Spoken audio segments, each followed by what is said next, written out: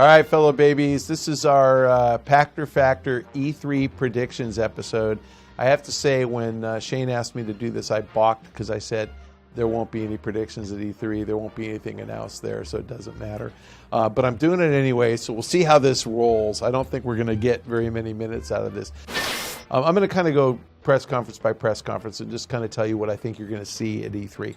So on Sunday, we've got the EA Consumer Conference, the consumer trade show. They pulled off the floor at E3. They're going to have their own press event on Sunday. I believe it's at 1 p.m.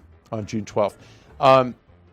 I doubt that they're going to announce a lot. We already know that Titanfall's coming out. We already know that they started a studio in Toronto to make, the next Star Wars RPG game. They'll show those games, I think. They'll probably show footage, or they'll have the developers on stage, and that'll be kind of cool. But I don't think they're going to announce anything other than perhaps a date for Titanfall, which right now is expected fourth quarter of their fiscal year, so March of 17. They'll show Mass Effect 4, I think, and again, already announced. I think if they're going to announce any games at all, it might be The Sims, which I don't think that many people care about. So I don't expect a lot of revelation out of E3. I don't know that there's going to be any massively new IP, another Plants vs. Zombies or something, who cares? Another Dragon Age, who cares? That kind of stuff. So I doubt you're going to get a whole lot of IP announced as brand new. I think that's a next year event. I think the next year they'll probably have some new IP, but they have such a loaded lineup, I don't expect really anything meaningfully new to be announced. So for EA, I would say nothing new, my declarative statement. For EA, nothing new, just a lot of views of things that we already know about. Probably a better feel for the timing of things we already know about. There's some concern about whether the Star Wars shooter game, for example, is coming out again in 17 when the next Star Wars movie comes out, or that's going to be the Star Wars RPG. I'd say, truthfully, they can probably get the Star Wars shooter game out faster than they can get a quality version of the Star Wars RPG. Because the RPG, they just announced kind of starting on it in mid-2015. So it's pretty ambitious to have that out in a year and a half. Now, I know Amy Hennig was hired away from Naughty Dog to write the Star Wars RPG, and she's been writing it since before then. But even then, that's less than 2 years. I think that they probably do a quality job, are going to make the Star Wars RPG a 2018 game and launch a second version of Star Wars Battlefront with the movie in the fall of 17. This time they'll probably make the game bigger. They're probably going to learn from what they did wrong this past time. But again, I don't think you're going to get any more detail than that. So conclusion, EA, not much. Bethesda, obviously the big anticipation is they're going to announce Elder Scrolls. And, I would think that they probably announce it. I would be surprised if they do what they did last year, which was announce Fallout 4 and say, oh, by the way, it's coming out this fall. I think it would be cool if they did Elder Scrolls and they had Elder Scrolls Shelter. They had a mobile game that day. That was actually the bigger surprise because we all knew Fallout was coming eventually. It was fun that it was coming out that year, and it was fun that they kept it secret for so long. But the truth is, I think they have so much to do with Fallout, with expansion packs and stuff, that they probably haven't had the team as focused on Elder Scrolls.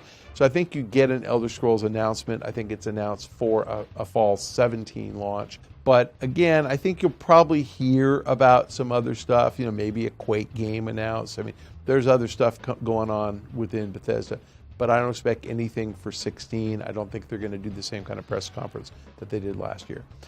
Moving on, we'll have Microsoft in the morning. Microsoft is certain to announce new IP. They'll announce new exclusive IP. They'll announce new IP that may come first on Xbox. They're certainly going to announce all sorts of cool stuff, for their existing franchises. You're going to get Gears. We know Gears is coming. So is it called Gears 4? I don't even know what it's called. We know it's coming. You're going to see it. I think that's probably the highlight of their first-party lineup for exclusivity. But they'll announce something else because they've got stuff going on. I think this might be kind of a stealthy HoloLens conference. They showed HoloLens last year. Since then, they've promoted Kuro Tsunoda, who is running the HoloLens project. He was kind of the guy behind Kinect, and elevating him and making it a big deal tells me they're deadly serious about it. You might get a stealth announcement on HoloLens launching this fall.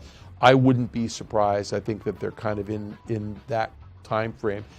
Possibly better if they launch it in spring because, again, easier to anticipate demand, kind of get people who are diverted with worrying about virtual reality to move on to the next thing in the spring. So I think that would be cool. But I don't expect anything major that we don't know about other than HoloLens and Gears 4 to be the focal point. They will announce a new game, but I can't even speculate what it is. Probably brand new IP, probably something we haven't seen before. Moving on, Ubisoft. If I had to pick the one big thing, Watch Dogs. It's due. So it came out around when Titanfall came out. Getting that game out again by fall really sounds hard, but Ubisoft's financial guidance implies that Watch Dogs is coming. So they're taking a year off for Assassin's Creed. Kind of hard to hit numbers without a big title in that Christmas window. More important than announcing it is seeing it, and how cool is it going to be? What's the setting? What are we doing, and what's different between this game and the last one? And my guess is it's going to be different enough that people are going to get excited about it. I kind of applaud Ubisoft. I think that they oversaturated Assassin's Creed. It came out every year. It was hard to keep it fresh and different. And I think, Watch Dogs coming out in a 2.5-year window is probably enough. It's probably going to be a great game. So I think that'll be the highlight of that press conference. Moving on to Sony, I know that there is more virtual reality coming. There are real games coming, VR, that they didn't want to show at GDC, at least one that I know of, and I can't talk about it. But I think there might be more than one. So I think that'll be exciting. They will clearly have the opportunity to announce PlayStation 4 Neo, which I think is close enough since we've had leaks that gets announced. The open question is whether they replace the PS4 with Neo. And my guess is if Neo launches, it launches before holiday. If they announce it at E3, it's probably ready, in August, September. If nothing else, it'll be ready with the launch of PlayStation VR in October. So I think you're going to get a PlayStation 4 that's optimized for virtual reality, shown at E3, announced at E3, more games for virtual reality. There's clearly going to be some original content, some owned IP, that's PlayStation exclusive that'll be announced. So I think Sony's got probably one of the more exciting press conferences. So Neo's going to come in at $349. I mean, it's not going to be more expensive. The question is just, does it replace PS4, or do you have to cut the price of PS4 to $249? And I think they'll just replace it, and it'll be $349. I think that's it. And then I think that gives them flexibility to cut the price to $299 in the spring, next year, and $249 the following holiday, because the incremental cost of the CPU GPU combo is probably not more than $25. It's not that much. So, I would say Neo comes in at $349. And that's pretty much it for the press conferences. I mean, we don't have anything from Nintendo. They're not showing the NX. Activision's not on the show floor, doesn't have a press conference anyway.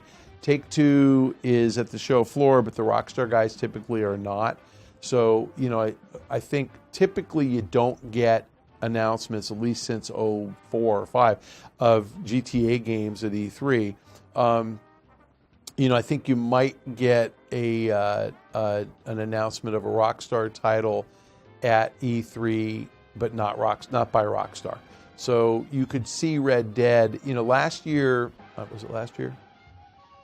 2014, we got GTA Next Gen announced at the Sony press conference, and that was not a surprise, but it was a big reveal. It wouldn't surprise me to have the Sony press conference have a Red Dead teaser trailer or something. I just don't think you're going to get details on the game because I don't think that game's coming this fall. So again, you get hands-on on games like Mafia 3, but we already know, where it's set, and we already know, what's going on there. We know it's coming out. So I'd say this E3 is really more business as usual, virtual reality, halfway through the cycle, upgrade for Sony, HoloLens for Microsoft, Star Wars news from EA, and probably Elder Scrolls news from Bethesda. So that's it. I don't expect that much, but enough to keep people interested. and I'm looking forward to it. All right, so fellow babies, if you're SIFTD members, just so you know, E3 is kind of just a dumpster dive for content. I mean, according to Shane, last year in 3 days, SIFTD parsed through 1,100 different pieces of content and sorted that, sifted that for their members, and delivered only what's relevant to the members. It's overwhelming trying to track what's going on at E3. If nothing else, you should join just for E3 because it's really value add. So I encourage you to take a look at the site and see if it works for you. Save yourself a lot of time on the internet.